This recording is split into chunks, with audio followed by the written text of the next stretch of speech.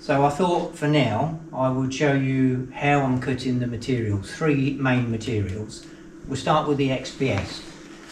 I've been on the internet, and cutting the XPS can be quite difficult. You can cut it with a panel saw or circular saw, but it goes everywhere. You get dust and the fibres, and they're static and they stick to everything, and it's a pain in the neck. So there's a few guys that I've seen use just like a Stanley knife or a craft knife, that type of thing. But cutting 40mm, and that's not thick really, you can get a lot thicker than that. It's quite difficult. So I looked and found a jigsaw blade that you can buy. This isn't one, but this is a jigsaw blade with fine teeth. Now the jigsaw blade that you can buy to cut this has got no teeth on it, so there's no set on it at all, and it's just a sharp blade. So instead of buying one, because it was €16, I thought I'd make one. And well, this is what's left of what I made.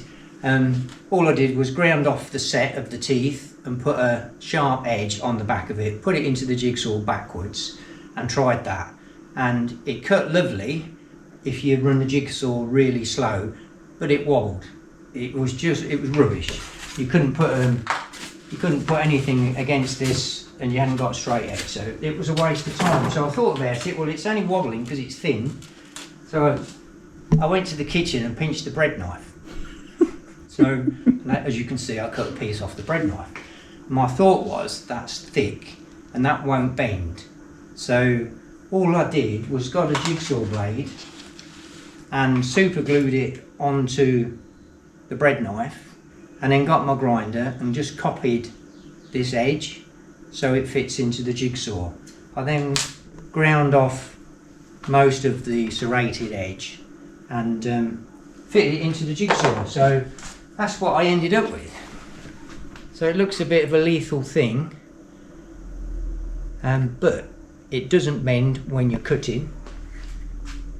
And if you have the jigsaw running as slow as possible, and that so it doesn't create heat, as you can see from this, that's how I've cut all of this so far. That's the sort of finish you get.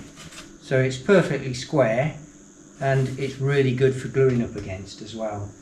So that's the XPS. Move along to the steel or tin, because it's really just tin. This is really easy to cut. You can cut it with a pair of snips, and it does cut. These are very old snips, but as you can see, it does cut quite easily. But you have to get it right, you have to square it all off with a pencil or something, and the pencil doesn't draw on this very well. That was all a bit of a pain in the neck, so I used this cheap metal chop saw from Lidl, Parkside, €50 I think, and I can cut the steel and also all the reinforcing proper metal and everything that I put in that camper, I can use it for that as well. So that's the metal, and then the plywood. So it's only 5mm plywood that I'm using. In fact, I can cut it with a Stanley knife. It's a little bit dangerous. I have got some special gloves for that. But yeah, small pieces like this, you can cut with a Stanley knife if you want to. But it's one of the reasons I made the track saw. And that's all this is a piece of laminate flooring. I use laminate flooring because it's nice and straight and flat. Screwed on a piece of steel. Now, this is the 1200. I've also got a 2.4 one that I made up. And I just put a silicone base on the bottom there to help stop it from sliding. But the saw, I had this saw, I've had it for years, Ryobi. I had this thing for years, hadn't done a lot of work with it. It's probably because it isn't very good. So there was a lot of play in the blade from side to side, and the saw, all the bushes and fixings and the rivets, it just wobbled a bit, like it was doing this and it was just rubbish. So I dismantled it, took it all apart, I put all new bushes and shims and everything else in there, new bolts, made it as tight as possible, and then made this frame. So I just welded this little frame up, so the saw sits in there, and it's very simple. Just hang that over there. So the saw just sits in the track, like so, and you do that.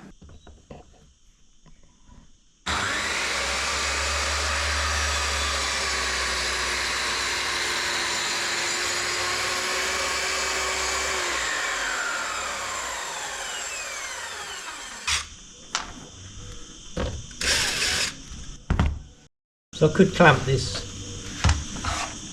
track down, got the G-clamps, but I put a couple of screw holes in there because it doesn't really matter, it's going to be filled and covered anyway.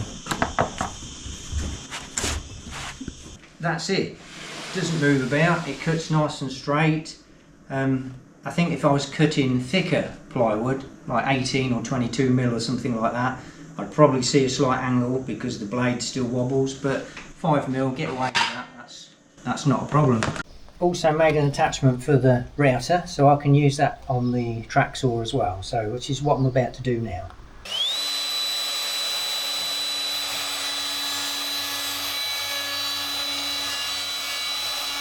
Just show you that. It's pretty much like I made for the saw, just welded a couple of bars on. Pretty straightforward, so that just cleans that edge up, so I've got something nice and square to glue against. So that's my 3 methods of cutting my material. I use all those methods throughout the camper build. So that's it for now. If anyone out there has any better ideas, I'd love to hear from you in the comments.